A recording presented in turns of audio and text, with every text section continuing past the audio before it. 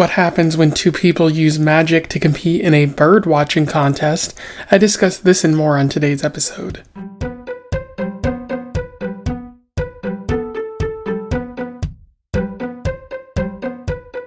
Welcome back to Around the Weird, a booktube channel where I talk about all the unusual and out of the ordinary literature that I found in my travels. It is Short Story Tuesday, a wonderful day to talk about all the interesting short form literature that I've encountered. And it is Black History Month, but I checked out a book from my local library a while back that needs to be turned back in, and so I need to talk about something from that. But I will finish off Black History Month next month, which feels a bit strange. We'll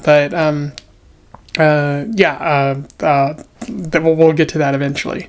Today's short story is all about magic and bird watching. I am referring to Birdwitching by Harry Turtledove, which was published in 2015 in the short story collection, the short story collection We Install.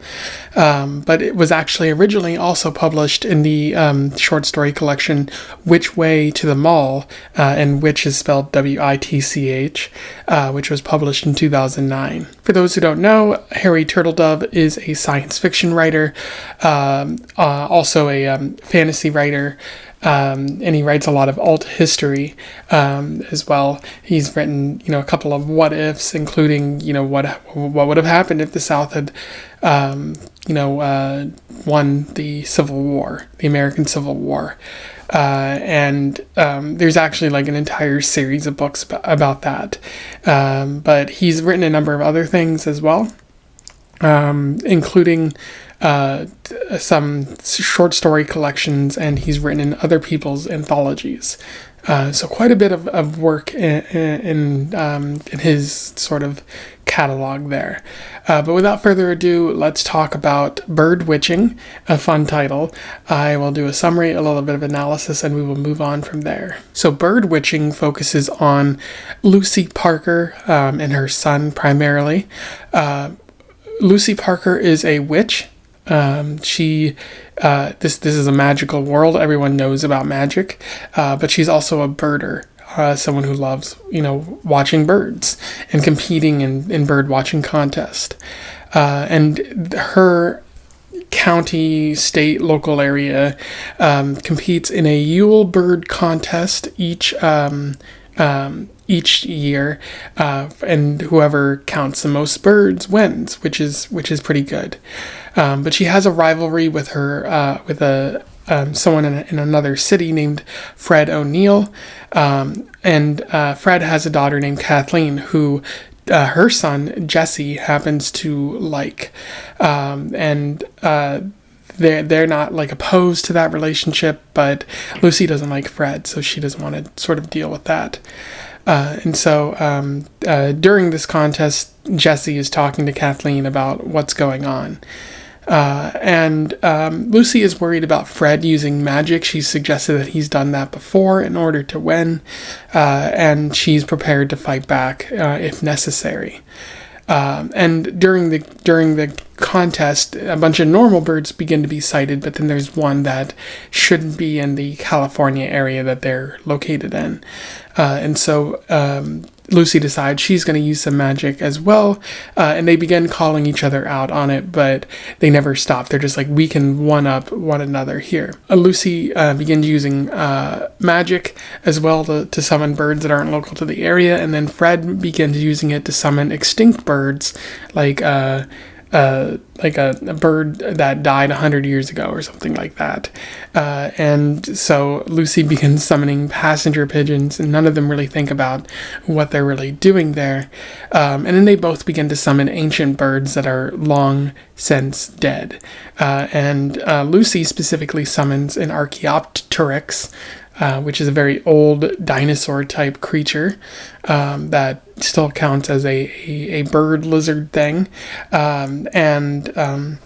it requires a lot of energy, a lot of electricity to do that. But Lucy manages to make it happen, and Fred concedes to her at that point, and that's where the story ends there. In terms of analysis, there's a fair bit to talk about with Birdwitching. One of the interesting things about this story is that of the world that Harry Turtledove has created. He uses a magical bird watching contest in order to build a magical world.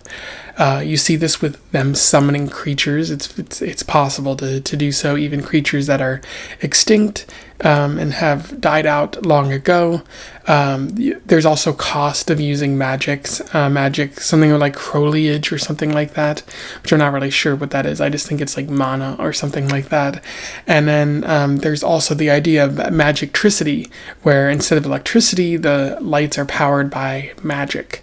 And to summon those creatures, I think Lucy's husband is like, we gotta watch our magictricity. We gotta make sure we're not, using too much, because that'll end up costing us in the end. So there is a actual cost of using magic here, which is always interesting when writers try to build that into the world. So it's a very interesting world that Turtledove has created here, and it would be even more fascinating if he had elaborated a little bit further. But this is a short story, so it's he's taking it as far as he needs to go. Turtledove is also writing a little bit about the danger of this magic, the consequences.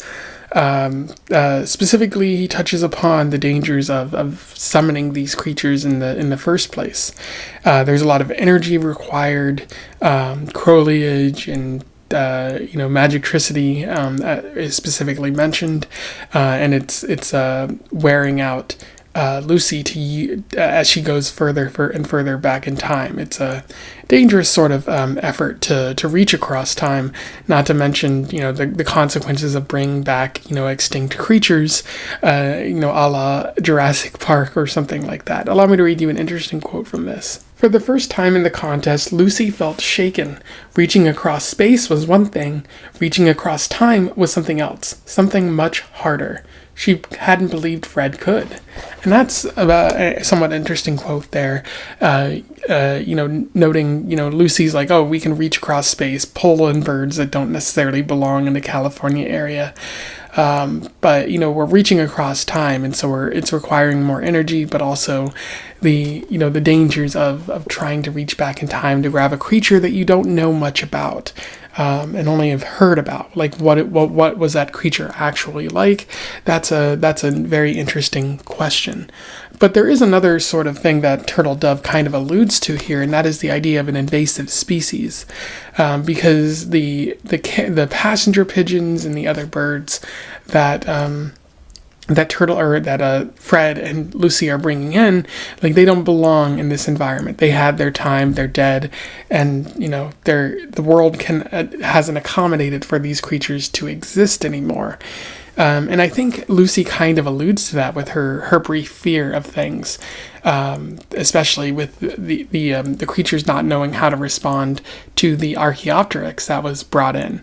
What's going to be the consequence of that? And I think Turtledove is kind of alluding to that in this story, but he doesn't really follow up on it, because you think, oh, well, there's going to be a consequence at the end of the story to using all of this magic to bring in creatures that you know very little about. But the story just ends with Lucy winning the competition, and Fred might try to do something different next year, but there doesn't really seem to be like a follow-up on that establishment of danger. It's like a plot element that just goes nowhere, so I do think the story is a bit weaker because of that. Anyway, those are my thoughts on Birdwitching. Again, a fun phrase to say, by Harry Turtledove. It's an okay short story, but it's not really going to probably stick with me in comparison to other short stories that I've read before. I think a lot of it has to do with that weak ending, so that's unfortunate. There are other interesting short stories in this collection that you might want to check out. Maybe check it out from your own library like I did. Don't forget to patronize your local libraries. But yeah, other than that, this might be one that you might not really, the short story, you might not really care about that one, like me. If you have any thoughts on it, let me know in the comments below. Perhaps you enjoyed it a bit more. Otherwise, don't forget to like, share, and subscribe so that more people can find out about this writer or this short story collection or any one of these short stories if they don't know about that already. And until then, I wish you the best of luck in your weird and bird watching travels. Farewell.